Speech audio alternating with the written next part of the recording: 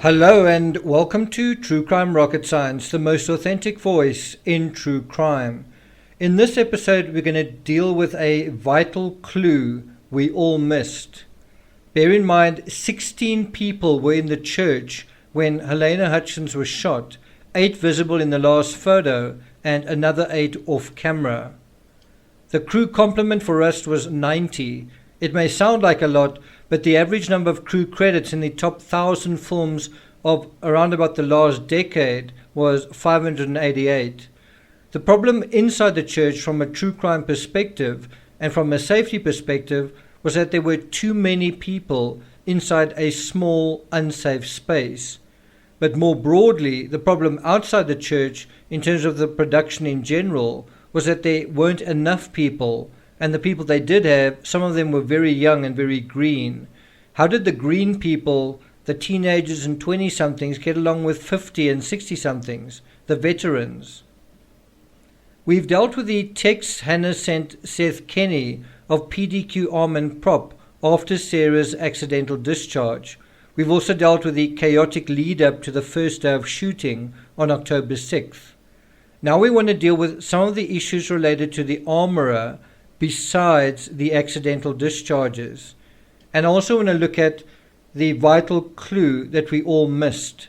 And the amazing thing is this actually comes from Halyna herself, how she appeared, her emotions on the day that she died. Before we get to that, if you haven't subscribed to the channel, please do. Like, share, leave a comment, and let's get started. So the first thing I want to deal with is the prop card. And in order to get into the shoes of Hannah Gutierrez-Reed, we've got to look at the things, the issues, the day-to-day issues she was dealing with. And an issue that sort of came up immediately upon her taking the job was the need for a prop card. Do you remember the ad posted on September 23rd? Rust is in search of a prop master ASAP. Previous Western or Armory experience is a plus, but not necessary.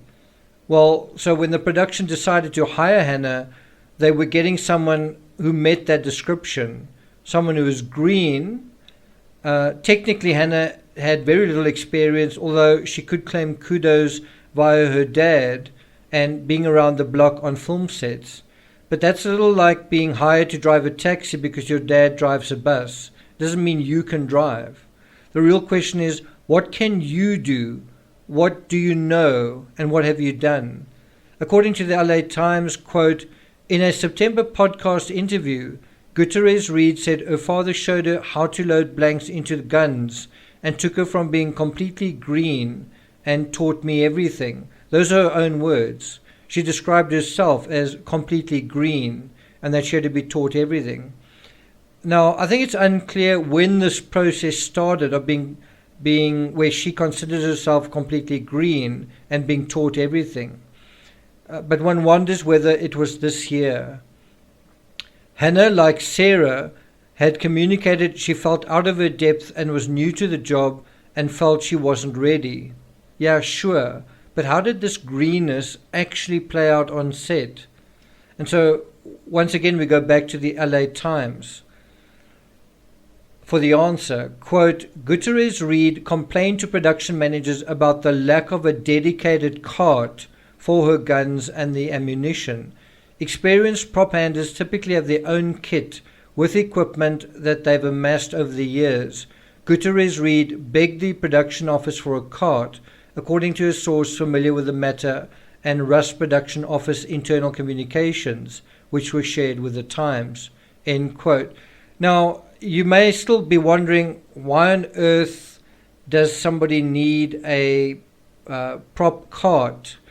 You know, is it so hard to carry 1 or 2 firearms around? I think a major misconception around this particular case is the failure to imagine the sheer number of guns that were on set. And I think if you want to imagine the number of guns, you've kind of got to look at some of the still images where you sort of see a posse of cowboys doing their thing. And so at any particular time, there might be half a dozen or a dozen guns that need to be, in holsters, in somebody's hands, need to be part of the scene. And imagine if you are the person that's got to provide them. Imagine if it's something like half a dozen or a dozen guns. How are you going to get them to the person? Where are you going to put them? A gun is like almost like carrying shoes. How are you going to carry them, right?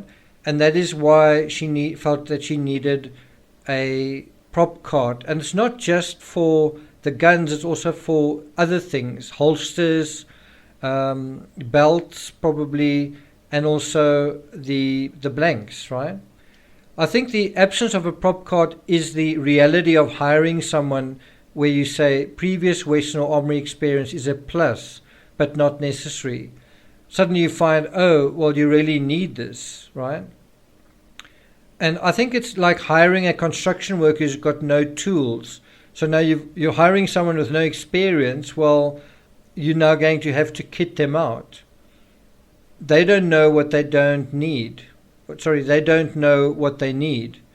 And so the absence of a cart meant running back and forth to fetch and carry guns, while often leaving guns out in the open, or in one case, in the sand. And so, going back to the LA Times, quote, on the third day of filming, that's October 8th, Catherine Rowe Walters, the unit production manager, mentioned the request for a props cart in a message in the group's Slack communications channel. She said, I just need to have something. She's been asking me for days and I keep telling her just to go buy it, but apparently it's our problem now, end quote. And that reference to she's been asking me is Hannah has been asking the unit production manager for a props cart. And her response, Catherine Rowe Walters' response, was to say, well, why don't you go and buy it? If you need it, just go and get it. And so you can see just in this small kind of neutral issue, just for a prop cart, there's this difficulty. Who needs to get the prop cart kind of thing. And the tone of the message, apparently it's our problem now, suggests to me a potentially prickly relationship from the get-go. One can immediately see how Hannah instantly needs help once production starts, given that Walters has admitted Hannah had been asking her for days on end. To go back to the article, quote, production office coordinator Chrissy Nothstein replied, can we check Walmart for a beach wagon? And it is not our problem. We are only assisting the best we can with the resources available. A representative for the unit producers declined to comment on Thursday, end quote. So I think it's important to be clear that a cart eventually was provided, but you can see how simple little things become big issues where someone doesn't have experience and it's also not clear whose responsibility it is for a simple thing like a prop cart. And so I'm wondering, if you look at this image, is this the prop cart in question? You can kind of see a little buggy on wheels. It looks like there might be a fire extinguisher there. Or is it something that is more sort of hip height? So anyway, it would be good to see a photo of the prop cart. If it is not in this image, one wonders where it is. There's also an interesting metaphor in passing the buck here, even though it's just about a cart. Hannah was perhaps told, this isn't our problem, it's your problem, to which Hannah may have responded, no, it's your problem. And after Halyna's shooting, one also gets the sense from virtually everyone that what happened is someone else's problem. And so the question is, was there a culture of that, of passing the buck? And if so, where did it come from? And she and I had this thing in common where we both thought it was empty, and it wasn't. And that's not her responsibility, that's not my responsibility. Whose responsibility is remains to be seen. Now, think about those words, whose responsibility it is remains to be seen, in the context of the prop cart. well, in that particular case, whose responsibility it was did end up being established after a couple of days, right? And that brings us to the second point, unprofessional. So we've taken a fairly unloaded sort of item, neutral I mean, such as prop cards, and we say, whose problem is that? We've said if they hire an inexperienced young armorer and she needs something and she tells them, whose responsibility is it? Is it hers or is it her boss's? Well, it seems the prop cart was supplied, so it seems it was their problem ultimately. In the same way, if the producers decided to hire an inexperienced armorer, isn't that their problem too? It's a question. And I do think it might be a legal question in this particular case. Going back to the LA Times, quote, Chief Lighting Director Serge Svetnoy, who held Hutchins in his arms as she lay dying, filed a lawsuit this month, that's actually last month, that alleged producers were negligent in her death. Baldwin's Colt revolver was left unsecured on a prop cart for a period of time the day of the shooting, the lawsuit said, adding, the ammunition used on the rust set was never stored securely and was simply left unattended in the prop truck, end quote.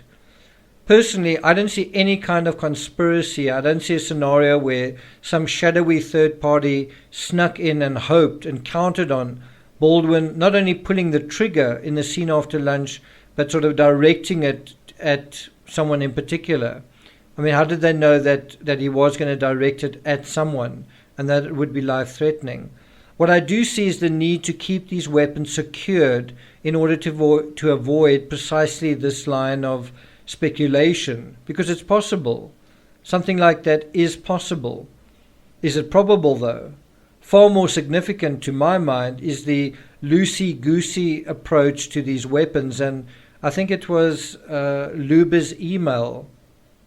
In Lane Luber's email to the producers, he actually used the words fast and loose. In other words, to say that they were reckless in terms of safety. We were a very, very, well-oiled crew shooting a film together, and then this horrible event happened.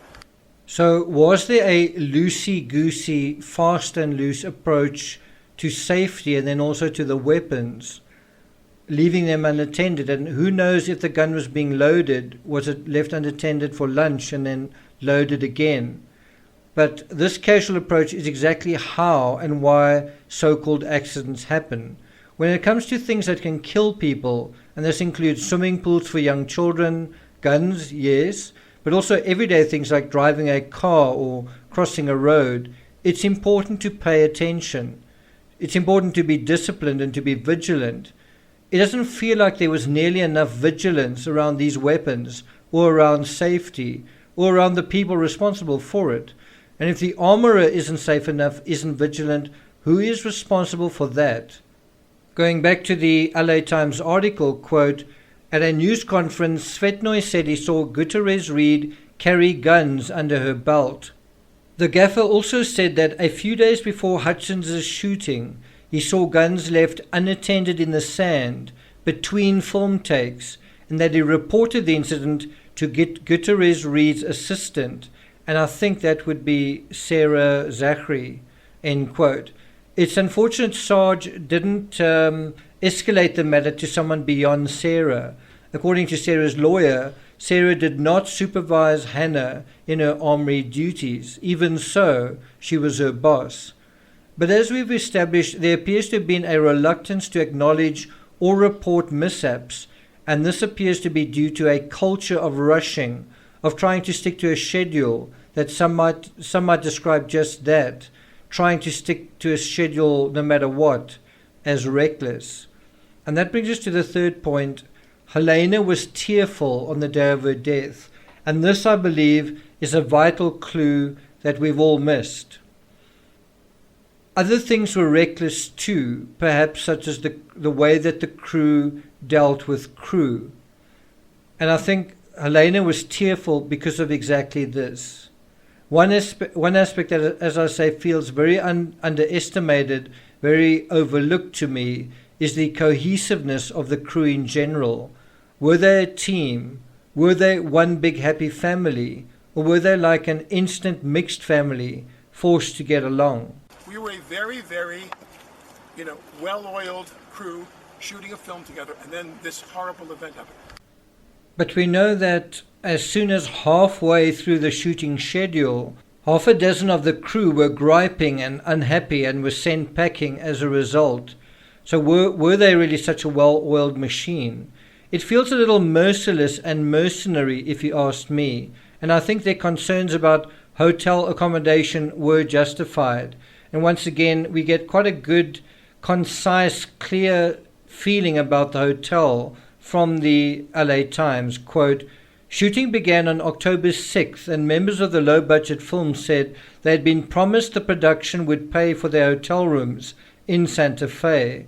But after filming began, the crews were told they instead would be required to make the 50-mile drive from Albuquerque each day, rather than stay overnight in nearby Santa Fe. That rankled crew members who worried they might have an accident after spending 12 to 13 hours every day on set." End quote.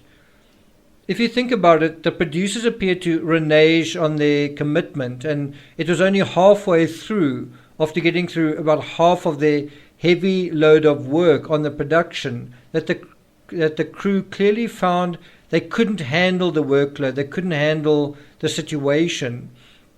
And it wasn't just a case of 6 embittered renegades or rebels or bad apples.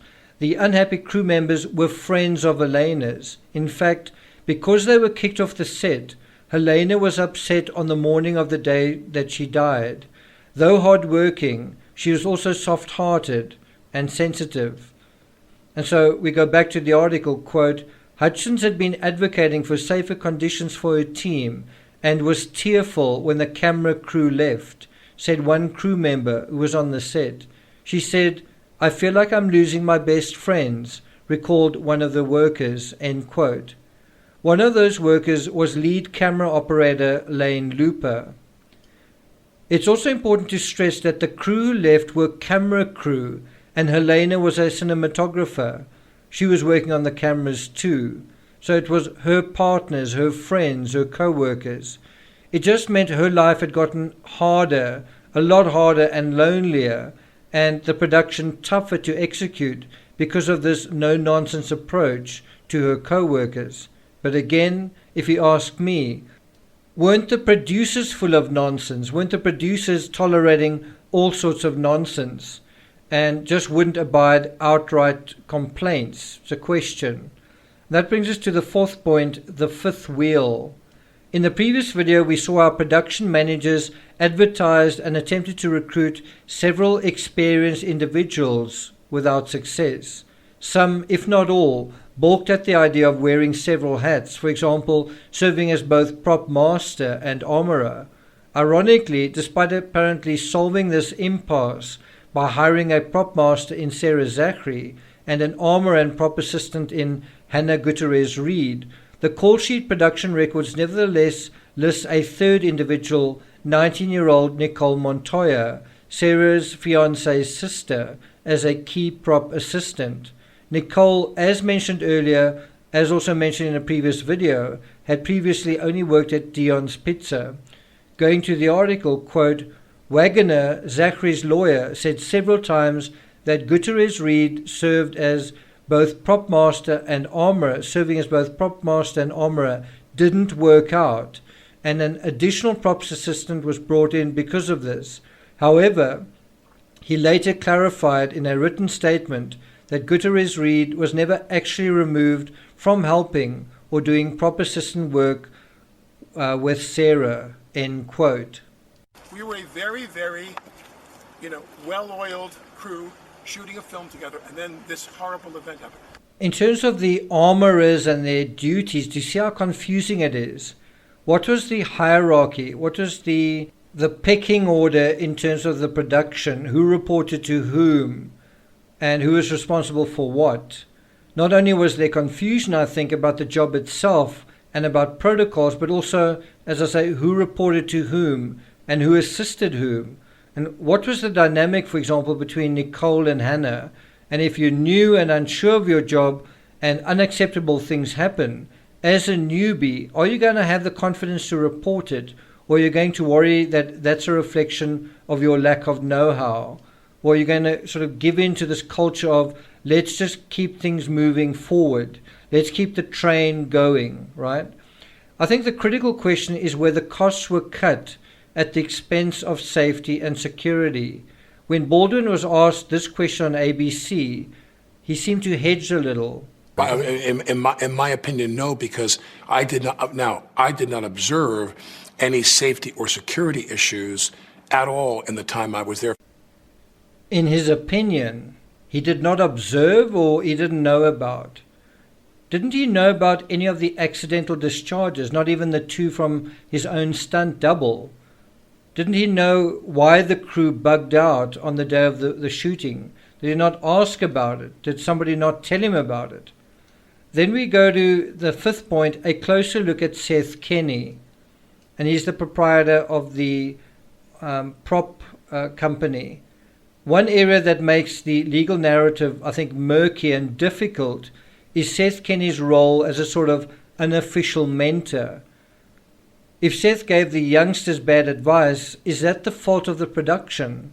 I think the fact that Hannah and Sarah needed a mentor, needed advice, and had to go offset to get a mentor and to get advice, I think that speaks volumes. Seth Kenney has sometimes been described as an armorer mentor, and that is a very archaic term, is not very often used. I also think Seth Kenney's backstory is worth looking into. According to the LA Times, quote, Seth Kenney worked in the film industry since at least 2011, when he began a 5-year stint at Los Angeles' Hand Prop Room, where he handled the store's weapon arsenal before an acrimonious departure 5 years later in 2016. 3 years after that, in 2019, he opened PDQ Arm and Prop LLC in Albuquerque after forming the similarly named PDQ Media Arm and Prop in Lake Havasu City, Arizona, 2 years earlier, according to state records, end quote. And now on to the 6th point. Hannah was very nearly fired from a movie called Murder at Immigrant Gulch. The Rush producers not only had a duty of care on set during production, during filming, they also, like in any business, ought to have made it their business to fully vet their staff, didn't they? Recommendations are fine, but sometimes ask around. Did the producers get any recommendations for Hannah besides from Seth Kenney? According to the LA Times, quote, Hannah's first professional job on a film set came earlier this year when she traveled with her father to Montana to work together on the Western Murder at Immigrant Gulch. Hannah's father had been hired as an armorer on the movie, and Hannah herself was his assistant. One crew member from Murder at Immigrant Gulch told the Times that Hannah was eager to learn, though at times she was unfamiliar with set protocols. I would call the first team, and sometimes she wouldn't come right away. So I'd have to say, Hannah, listen to your radio. You have to listen to the walkie-talkie all the time. Soon after Murder at Immigrant Gulch wrapped, Hannah got her first major break, working as the lead armorer on The Old Way, a Nicolas Cage western also shooting in Montana. I almost didn't take the job because I wasn't sure if I was ready, she said in the September podcast interview, but she did accept the position, and there were 2 unannounced gun discharges on The Old Way, one that irked Nicolas Cage. An experienced key grip on The Old Way, Stu Brumbaugh, asked for her dismissal. Most of the crew could see that she was in deep water and barely treading, according to Brumbaugh. She had different people screaming at her to rush, and she was running all over the place. And when you're 24 years old and it's your first film, it's difficult to say no. According to Brumbaugh, increasing the problem in the entertainment industry is that producers are being cheap. They create shortcuts by hamstringing department heads with limited crew, with limited support, and insufficient time to do their job safely and efficiently. End quote. Once again, whose responsibility is it when producers are cheap, when producers create shortcuts, when crew are hamstrung? and someone dies. And that brings us to the seventh and final point. Who is responsible for keeping Rust on schedule? Can you answer that question? Let me ask it again. Who is responsible for keeping Rust on schedule? This may be the most pertinent question. According to the LA Times, quote, Dave Halls was Rust's assistant director, also known as the first AD. Seen here in the IMDb photo, he was responsible for keeping the production on schedule. What was his relationship like with Sarah and Hannah? What was his attitude to the mishaps on set? So we are at 25 minutes, a little bit more than that, so I'm not going to take it further than that, but we do need to address this question. What was the assistant director's responsibility on set? And I think we do need to get to know Dave Halls a little bit better, and we will do so in the next episode. Thank you for listening, and I'll see you guys next time.